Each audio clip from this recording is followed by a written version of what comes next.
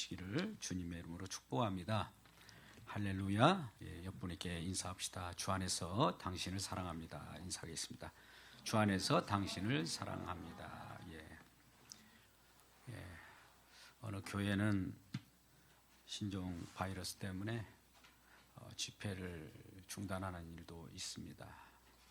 그럼에도 불구하고 우리는 믿음으로 주님께서 우리를 보호하시고 또 말씀 가운데서 우리를 책임져 주실 것을 믿고 주님 앞에 예배에 나온 것을 서로 환영하고 또 격려하시기를 바랍니다. 오늘 말씀의 내용은 무엇을 하여야 영생을 얻습니까? 라고 하는 제목으로 함께 은혜를 나누고자 합니다. 여러분, 하나님의 말씀이 우리에게 들려질 때 예수님께서 이 땅에 오셔서 제자들을 모으시고 또 이곳저곳 자연을 통해서도 가르쳐 주시고 또 여러 가지 비유로도 말씀하셨습니다.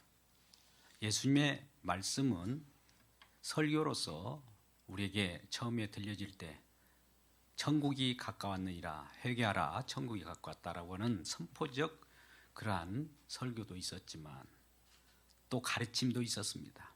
마태복음 5장에서 7장까지 말씀 가운데 산상수훈 가운데서 심령이 가난한 자인 복이 있나니 천국이 저희 것이미요 라고 하면서 가르치는 경우도 있습니다. 또 마지막에 예수님께서는 이야기를 좋아했습니다.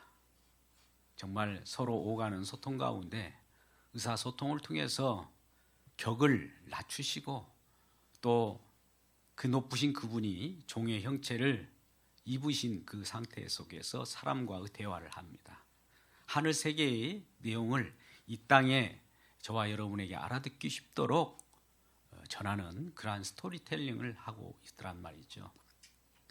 그런데 오늘 특별히 그러한 가운데 설교도 아니요, 또 가르침도 아니고 이야기 속으로 우리를 초대하고 있는 내용이 오늘 본문의 말씀입니다.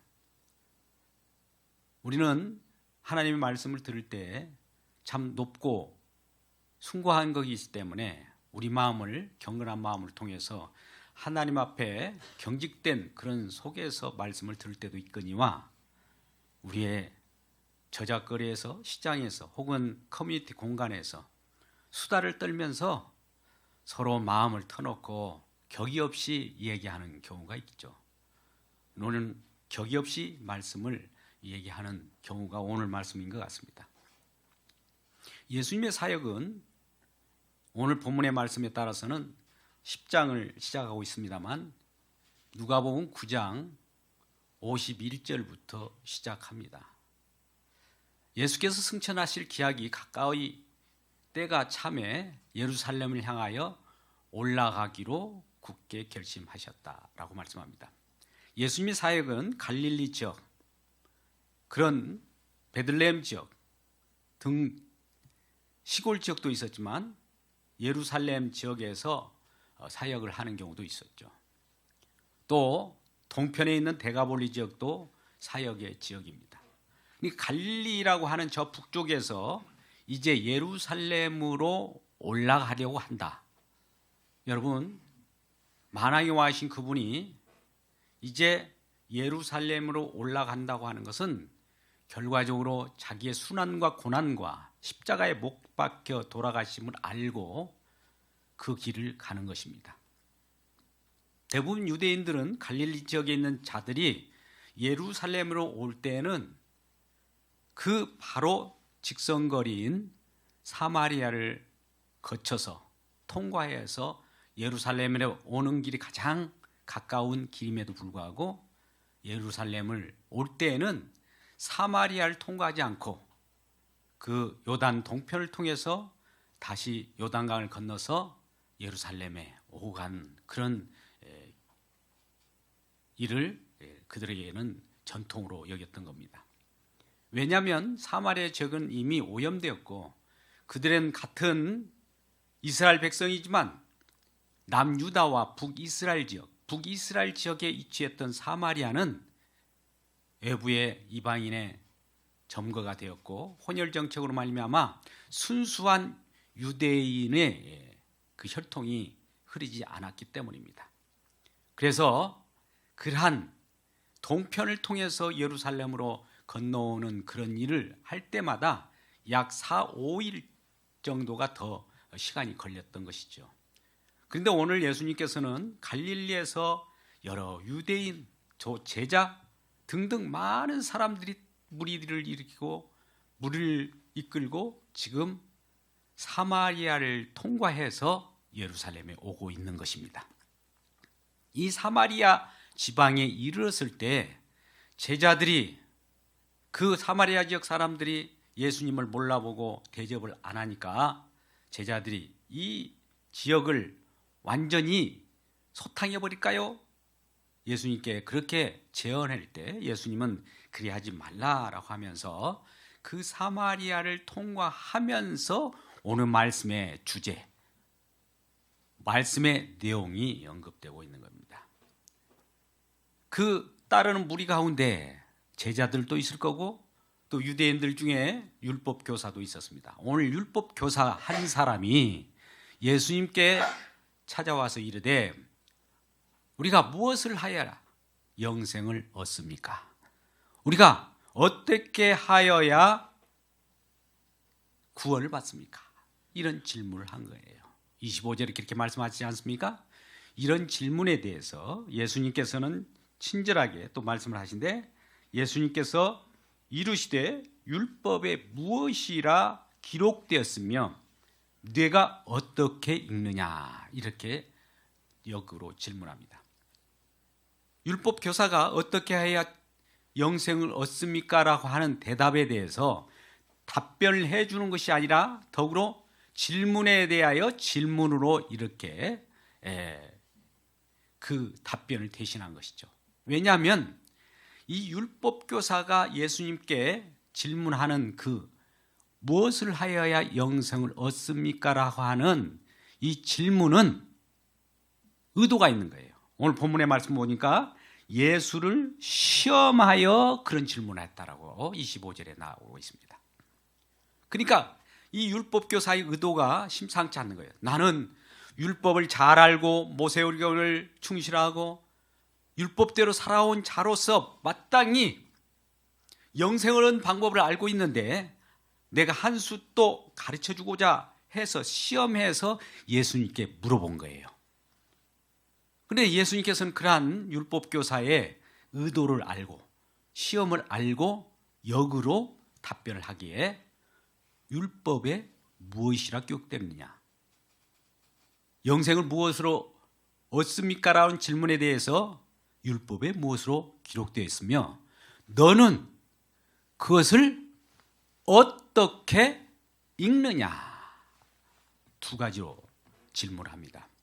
율법에 무엇이라 기록되었으며 너는 또 어떻게 읽느냐. 우리 하나님 말씀은요, 율법 때에 기록된 내용대로 말씀을 하면 영생을 얻는 방법, 율법대로 말하면 어떻게 말씀합니까? 이 대답을 다시 율법 교사가 해주죠.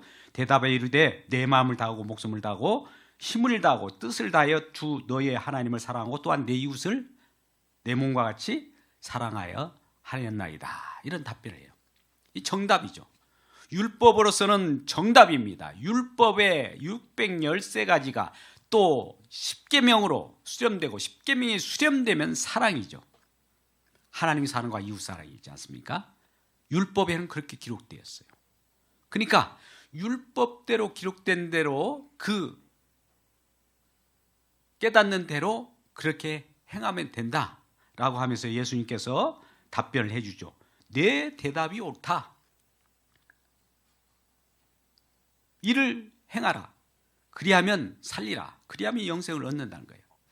율법적 관점에서 보면 율법을 행하면, 그것도 율법은 장차 갈라디아서 말씀 보면 완전히 행하면 어떻게 된다고요?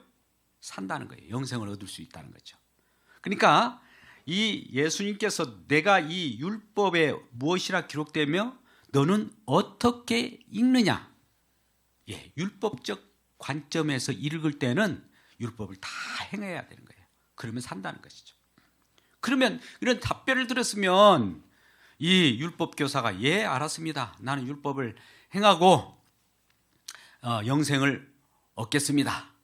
라고 하면서 가면 되잖아요. 근데 이 내용은 지금 율법 교사도 알고 있는 내용이에요. 아, 이건 뭐 예수님도 동일하게 알고 계시네. 그렇고 알고 그냥 답변을 얻었으면 되는데 또다시 이런 질문을 하는 것이죠. 아주 이것도 29절에 그 사람 율법 교사가 자기를 옳게 보이려고 예수께 여짜오되 그러면 내 이웃이 누굽니까? 예. 지금 이 율법 교사는 자기를 옳게 보이려고, 우리는 이런 신앙이 있지 않습니까? 내가 한 율법 신앙을 해 하나님 말씀대로 살아, 내가 얼마나 옳은지 한번 알기 위해서 예수님 당신 내가 얼마나 옳은지 한번 보기 위해서 나에게 그러면 하나님을 사랑하고 내 이웃을 내 몸과 같이 살아가고 하는데, 그러면 내 이웃을 살아가려고 하는데 내 이웃이 누굽니까? 소개해 주세요. 내가 이웃을 사랑해 버리겠습니다. 내 이웃을 누군지 소개해 주세요 라고 할 때 오늘 본문 30절 이하의 37절까지 말씀, 비유의 말씀. 비유의 말씀은 우리들에게 구수한 또 깨닫지 못한 것을 알기 쉽게, 알아듣는 자들은 쉽게 알아듣게 하는 것이 비유의 말씀이지 않습니까? 못 알아듣게 한 자는 더욱 못 알아듣게 하는 것이 비유의 말씀이에요. 알아듣기 쉽게 설명을 하는 거예요. 그 내용인즉슨 이제 이런 내용이에요. 예수께서 이제 이 얘기를 말씀을 하는데 어떤 사람이 예루살렘에서 여리고로 내려가다가 강도를 만났답니다. 여리고라고 하는 것에서 이 예루살렘에서 여리고로 내려가다가 강도를 만났대요. 예루살렘은 좀 높은 지역에 있고 여리고는 조금 낮은 지역이 있지 않습니까? 약 한 1km 정도 낮은 지역이 있습니다. 굽이굽이 산이 내려가 있는 지역입니다. 가다가 강도를 만나는데 강도들이 옷을 벗기고 때리고, 30절에 그렇게 나오지 않습니까? 거의 죽인 것을 버리고 가버린 거예요. 모든 걸 빼앗을 것 빼앗고 또 때리고 죽인 것, 거반 죽인 것이에요. 그렇게 하고 강도가 떠나가 버린 것이죠. 그러면 이 분은 지금 죽어가고 있는 것이죠. 그런데 마침 31절 한 제사장이 그 길로 내려가다가 그를 보고 피하여 가버립니다. 동일하게 또 이와 같이 한 뇌인도 그곳을 이르러 그를 보고 피해 가버립니다. 그런데 33절에 어떤 사마리아 사람은 여행하다가 그 여행 중에 거기 이르러 그 강도 만난 자를 보고 불쌍히 여겨서 그에게 가까이 가서 그를 여러 상처 난 부위를 기름과 포도주로 치료하고 싸매고 또 그를 짐승에 태워서 가까운 주막에 데려가서 돌봐줍니다. 그리고 이튿날 그가 주막 주인에게 또 데나리온 2개를 주면서 내가 돌아올 때까지 잘 돌봐주세요. 또 비용이 더 들면 내가 다시 오는 중에 그 빚을 갚아드리리라 라고 하고 떠나간 거예요. 그럴 때 일한 이 세 사람, 제사장, 레인, 사마리아인이 있는데 이 셋 중에 내 생각에는 36절에 그 율법교사에게 예수님 묻습니다. 내 생각에는 이 세 사람 중에 누가 강도 만난 자의 이웃이 되겠느냐, 이런 질문을 하는 겁니다. 여러분, 이 세 사람 중에 누가 강도 만난 자의 이웃입니까? 여러분, 제사장입니까? 레인입니까? 사마리아인이죠.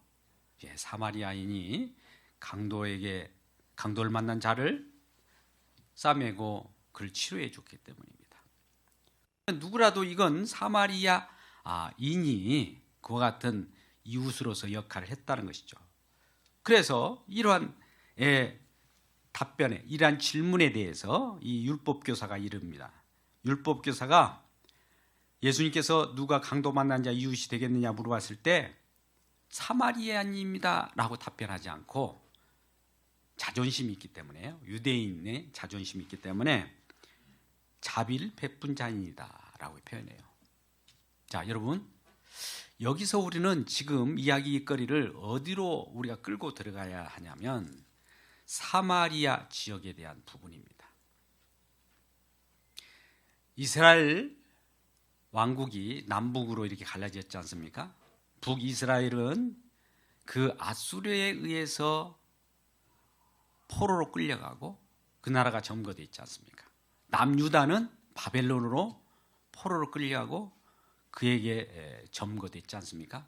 그러니까 북과 남이 다 이방의 세력에 의해서 다 점거가 되고 회파되는 그 가운데 북이스라엘 지역에는 특별히 아수르라고 하는 거대한 제국이 그 사마리아 지역에 있는 북이스라엘 백성들을 이주시켜버려요. 그리고 이방에 있는 아수르 지역에 있는 이방 주민들, 이방 사람들을 그 지역에다 심어서 이방과 유대인을 섞어버립니다. 혼혈 정책을 하는 거예요. 그러니 혼혈 아들이 탄생하지 않겠습니까? 그럴 때 남유다에서도 바벨론을 끌려갔지만 그래도 순수한 혈통을 지키기 위하여 그들은 나름대로 자기 혈통을 보존하고 있었던 겁니다.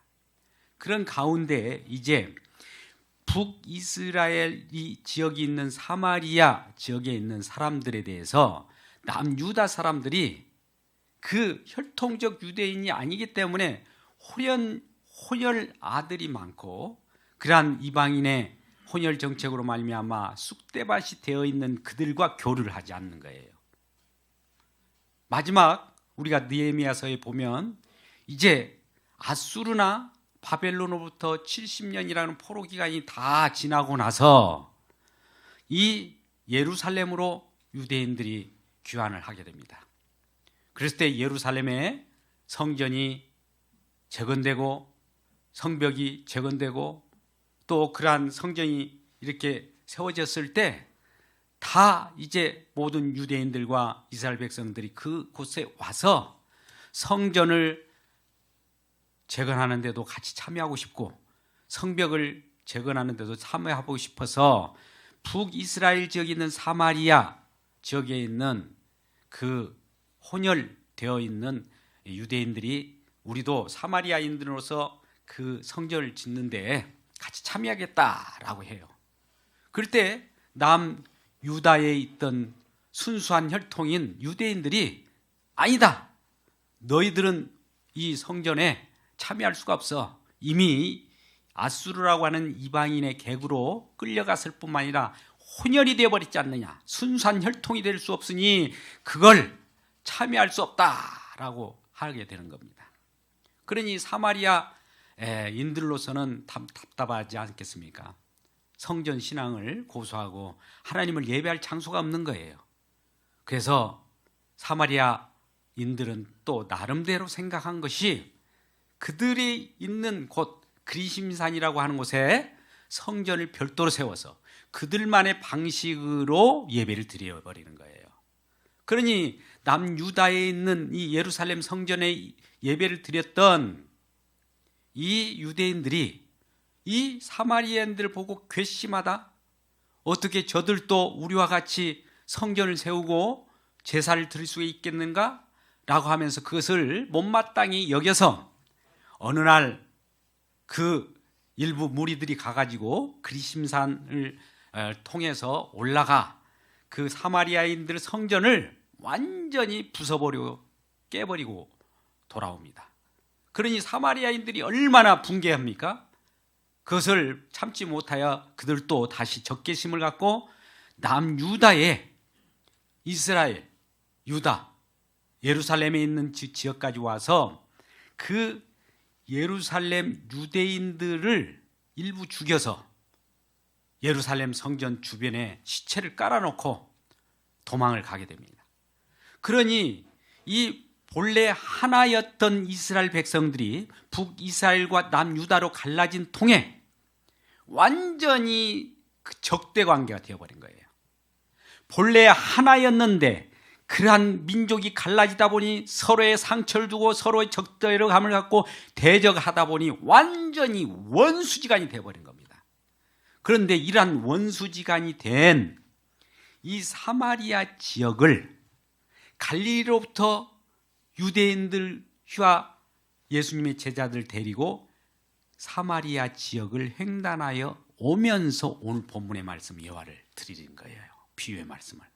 그러니 이 말씀을 듣는 그 율법교사도 아까 율법교사가 예수님께 뭘 물어봤습니까? 무엇을 하여야 영생을 얻습니까? 라고 할 때 율법에 무엇이라 기록되느냐 했을 때 율법에는 하나님을 사랑하고 내 이웃을 사랑하는 것입니다 라고 했지 않았습니까? 그래? 그러면 그대로 해 라고 하면서 답변이 다 끝났어요. 그런데 또 율법교사가 이를 물어봤지 않습니까? 그러면 내 이웃이 누굽니까? 라고 할 때 여기가 문제가 된 거예요. 내 이웃이 누구입니까? 라고 할 때 이 율법교사는 자기 유대인들만의 공동체, 끼리끼리만의 공동체가 자기 유대인의 이웃이기 때문에 그런 이웃이라면 나는 사랑하고 그들에게 베풀겠다라고 하는 거예요. 자, 이웃에게 내가 골라 잡아요. 나에게 편하게 하는 자는 이웃이고 나에게 불편한 자는 이웃이 아닌 거예요. 이러한 이 율법교사의 율법관을 예수님께서는 완전히 그 중심을 바꿔놓는 겁니다. 첫 번째, 이 율법교사가 생각하는 이웃은 나에게 잘 해준 사람을 이웃이라고 그래요. 나에게 서비스를 해주고 내가 좋은 대로 나를 칭찬해주고 나를 지지해준 사람을 이웃이라고 생각하기 때문에 나를 좋게 해준 사람은 내가 사랑하는 것은 너무 쉽잖아요. 그런데 지금 이 율법교사는 남유다에 있는 유대인이란 말이죠. 그런데 예수님께서는 하필 저 북이스라엘 사마리아 지역, 이 율법교사의 원수와 같은 그 사마리아인을 인용해서 그가 선한 일을 했다, 강도 만난 자의 이웃이 되었다라고 하니까 이걸 받아들이지 못하는 거예요. 아무리 좋은 말을 해도 껄끄러운 거예요. 매스꺼워요. 그럴 때 예수님께서는 오늘 비유의 말씀을 통해서 그 장벽을 넘고자 하는 겁니다. 여러분, 우리의 이웃은 누구입니까? 라고 할 때 내가 나에게 잘해준 사람을 이웃이라고 하는 것이 아니라 내가 이웃이 되어서 비참하게 강도 만났거나 비참한 상황 속에 있는데 또 여러 가지 어려움에 터여 있는 사람, 기진맥진한 사람, 이런 자들에게 내가 이웃이 되어서 그들을 도와야 되지, 내가 그들의 서비스를 받고 내가 도움을 받는다고 하면 이것은 온당치 않다라고 하는 것을 말씀하고 있는 겁니다. 그러면서 지금 자비를 베푼 사마리아인이 결과적으로 강도 만난 자의 이웃으로서 강도 만난 자를 치유하고 깨끗게 한 거 아니겠습니까? 그러면 너도 이와 같이 하라라고 예수님께서 말씀하셨을 때 그 율법교사는 어떻게 생각했을까요? 마지막 그 지분의 언급이었기 때문에 과연 자기 자신이 이웃이 되어서 어렵고 힘든 자를 찾아 나섰다든지 그들에게 은혜를 베풀려고 손을 내밀었다든지 구제를 하려고 했다든지 도움을 주려고 했었을 겁니다. 그러지 않았다면 오늘 본문의 말씀을 제대로 깨닫지 못하는 것이죠. 왜? 끝부분이 그와 같이 종결하지 않습니까? 내 생각에는 이 세 사람 중에 누가 강도 만난 자 이웃이 되겠느냐? 이렇게 물어봤을 때 그 율법교사가 자비를 베푼 사람입니다 라고 할 때 예수님께서도 말씀할 때 너도 가서 이와 같이 하라, 그대로 하면 되는 거예요. 자, 여기서 여러분, 우리는 이와 같이 우리가 이웃이 되어서 어렵고 힘든 자, 어렵고 곤란한 자, 참 가난한 자들을 돌보는 저와 여러분 되시길 주의 이름으로 축복합니다. 이래야 우리가 이웃이 돼야 돼요. 교회에도 많은 사람이 어려운 사람들이 많이 오고 있어요. 이웃을 위하여, 이러한 자들을 위하여 내가 구제를 하고 그들을 돕도록 해야지 이 교회에 와서 내가 도움을 받으려고 하면 안 되는 겁니다. 왜요? 이 율법교사가 처음 생각한 것은 내가 도움을 받으려고 와서 나에게 도움을 많이 준 사람들을 내가 이웃으로 여기고 그들을 존경하고 그들을 사랑하겠다는 마음이었어요. 그런데 예수님께서는 그를 돌이켜서 네가 이웃이 되어주라는 거예요. 네가 율법 교사로서 하나님의 말씀을 아는 자 아니냐?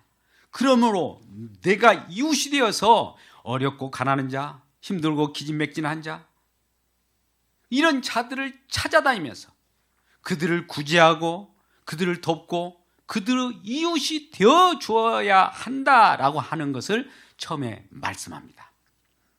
자, 여기까지는 뭡니까? 이 율법에 무엇이라 기록되었으며 너는 어떻게 읽느냐의 첫 번째예요. 첫 번째는 여러분, 우리가 이웃이 되어서 주변 사람들, 어렵고 힘든 사람을 돕기를 주의 이름으로 축복합니다. 두 번째, 이것이 아주 중요해요. 자, 그러면 우리는 이웃을 돕고 싶으면 내가 이웃이 되어서 어려운 사람을 돕으려고 하는데 저와 여러분은 어때요? 때에 따라서 나보다도 이웃을 더, 주변 사람들을 더, 힘든 사람들을 도우려는 그 마음이 있습니까? 여러분 한번 솔직히 마음을 가슴에 손을 얹고 생각해 보세요. 나를 먼저 생각하잖아요.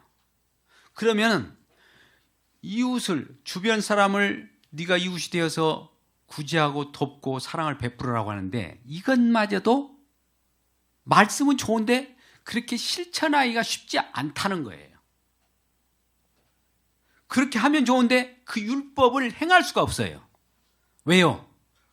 그 말씀은 좋은데 내가 육신이 약하여 또 내 욕심 때문에 그것에 도달하지 못한다는 것이죠.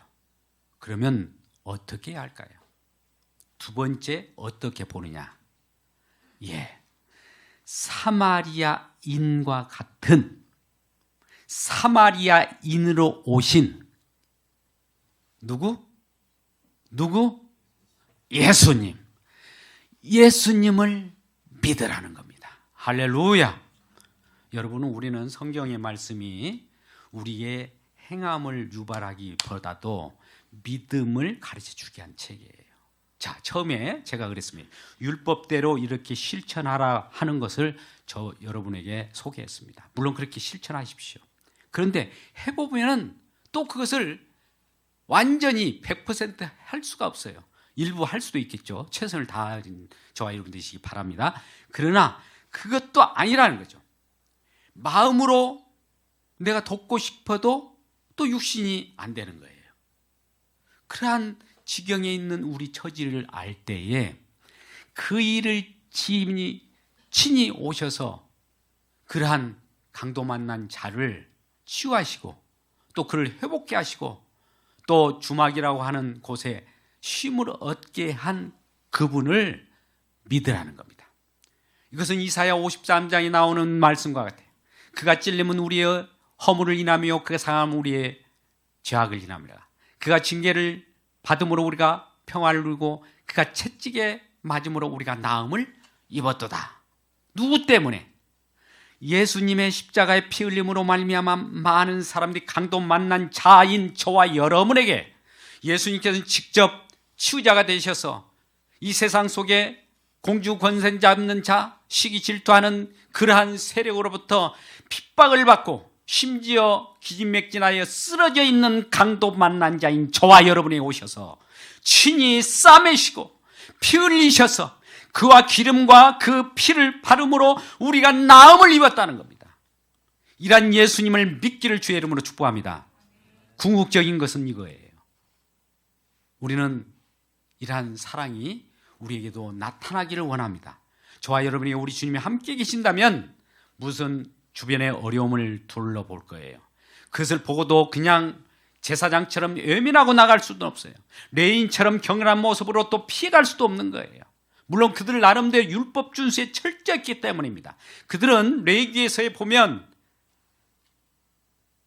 아론의 제사장들이여 죽음의 시체를 멀리하라. 왜요? 그들은 예배, 제사를 지내러 가고 오고 가는 길이기 때문에 이 손에 더러움을 정결치 않는 것을 보면 안 돼요. 또 그러한 시체를 만져서도 안 돼요. 그러니까 그들은 율법을 지키기 위하여 오히려 그 강도 만난 자를 피해갔는지도 몰라요. 잘 보십시오. 법을 지키기 위하여 사람을 죽이는 일이, 내버려 두는 일이 벌어진단 말입니다. 그런데 이 법은 무엇이 이기느냐? 사랑이 이기는 거예요. 할렐루야. 여러분, 우리가 율법을 완성한다는 것이 뭡니까? 법을 지킨다는 건 뭐예요? 우리는, 저와 여러분이 법을 다 지켜도 한 가지만 어기겨도, 다 지키고도 한 가지가 어기지면 다 어그러지는 거예요. 그러면 율법의 완성, 율법의 마침이 뭐예요? 사랑입니다. 자, 여러분, 우리가 율법을 어디에서 다 완성했느냐? 우리는 갈라디아서 5장 14절의 말씀을 보면 잘 나와 있어요. 오늘 본문과 관련된 부분인데 갈라디아서 5장 14절에 이와 같이 말씀하고 있습니다. 여러분, 갈라디아서에 이와 같이 온 율법은 내 이웃 사랑하기를 내 자신과 같이 사랑하라 한 말씀에서 이루어졌대요. 그런데 여러분, 이 사랑을 과연 완벽하게 해낼 수 있는 사랑이 있습니까? 없어요. 그런데 우리는 요한일서 4장 7절에서 10절 말씀 보면 사랑은 여기 있다라고 해요. 저와 여러분이 있다라고 하지 않았습니다. 사랑은 여기 있으니 그가 화목제물로 십자가에서 죄사함을 우리에게 주기 위하여 직접 몸을 드린 것이다. 이것이 사랑이란 거예요. 그러면 이러한 사랑을 여러분 하신 분 있어요? 없잖아요. 예, 율법을 지키려면 이러한 사랑을 해야 되는데, 사랑은 말은 사랑이지만 일부 몇 마디 또 이 얘기를, 좋은 얘기를 해주고 또 실천을 한다고 해도 조금 몇 가지 하면서 끝나는 부분에 그치지 않습니까? 그런데 온전한 사랑은 이러한 사랑을 직접 행하기 위하여 이 땅에 오셔서 십자가로 이 율법을 완전히, 율법의 요구를 이루신 그분을 받아들이고 믿는 것입니다. 이 율법을 요구는 예수님께서 그 율법을 하나 한 구절 한 구절 그것을 지켰다는 것이 아니라 율법의 요구를 우리가 지키지 못함으로 우리가 죄악과 사망이 왔습니다. 그것을 친히 대신 담당하신 거예요. 십자가에서 우리 죄값을 대신 지불했던 그 내용이 율법을 완성한 거예요. 그러니 우리는 율법을 완성한 주님을 모시고 살아갈 때 완성되었기 때문에 이제는 율법이 우리를 어떤 요구를 통해서 의무를 가하지 않습니다. 오직 예수 믿는 그 믿음으로만 우리가 평안을 누리고 또 믿음으로만 기쁨을 누리고 또 사람을 살리는 사랑을 표현할 수 있다는 거죠. 그 사랑이 우리에게 이제 받은 바 되어서, 부은 바 되어서 이것을 나타내는 것은 오직 예수님께 은혜를 받는 길밖에 없어요. 은혜를 받으면 그대로 전달하는 것이 사랑입니다. 여러분 속에는 우리 주님이 사랑을 받고 그 사랑을 받은 것을 그대로 전달하시기를 주의 이름으로 축복합니다. 우리 속에는 우리가 사랑할 수가 없어요. 주님의 사랑을 받아야 돼요. 사랑을 받는 길은 하나님께 은혜를 받아야 돼요. 은혜를 받으면 이 교회 속에서도 어려운 자를 만나면 사랑하는 대로 구제하게 돼요. 또 힘든 자들을 우리 교회 속에서 얘기하지 않습니까? 그들에게 무엇인가를 하게 하는 거예요. 사랑은 명사가 아니라 동사입니다. 여러분께 인사합시다. 사랑은 명사가 아니라 동사입니다. 쉽게 생각합시다. 시작. 사랑은 명사가 아니라 동사입니다. 직접 행하는 거예요. 그래서 이러한 긍휼과 사랑이 나타나지 않으면 그것은 믿음은 죽은 것이라고 하죠. 여러분, 긍휼히 여기는 자는 긍휼히 여김을 받는다고 그래요. 긍휼히 여기는 자가 긍휼히 여김을 받는 거예요. 그러니 이러한 사랑이 우리에게 임할 때 이 사랑을 통해서 우리 모든 가족들, 또 어렵고 힘든 자들을 돌아보고 나도 도움이 필요해 라고 하는 그 위치에 있지 말고 내가 부족해도 하나님께 얻은 것은 다 얻었어요. 여러분 구원 다 받으셨죠? 여러분 축복 다 받으셨지 않습니까? 하나님께 있는 모든 걸 부여로 다 받은 자로서 뭐가 부족해서 지금도 나는 받아야 돼, 나는 그 이웃으로서 섬김을 받아야 되는 위치에 있어야 됩니까?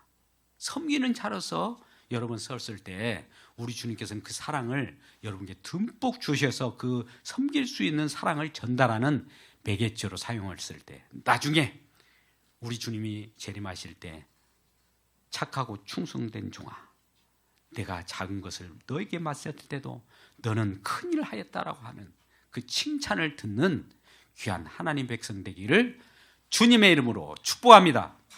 기도하겠습니다.